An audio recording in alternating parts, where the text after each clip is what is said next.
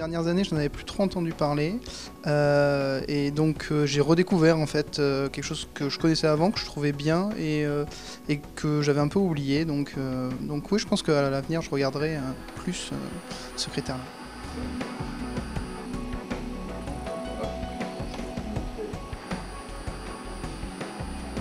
Je trouve ça très intéressant et j'avais fait un petit peu d'images, donc c'est vrai que le fait de voir comment ils testaient tout ça, c'était très intéressant.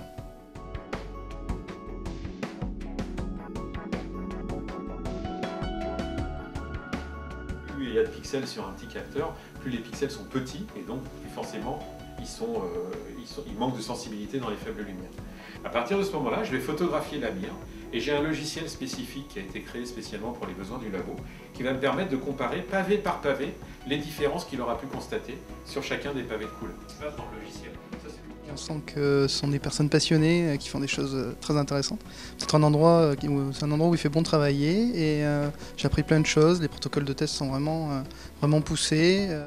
On se trouve ici dans ce qu'on appelle une salle anéchoïque. Ça, c'est un nom à noter pour briller en société. Anéchoïque, donc c'est sans écho. J'ai eu l'impression d'avoir comme une chape sur la tête. Enfin, le fait qu'il n'y ait plus de son, ça fait vraiment bizarre.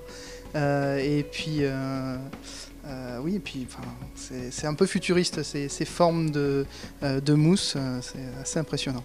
Je crois que c'est ce que je préfère dans mon métier, c'est de créer des nouvelles méthodes de mesure. Et ça, c'est pas du tout la routine ici, hein. C'est pas les temps modernes, c'est pas la chaîne, et c'est sans arrêt, il faut se remettre en question sans arrêt.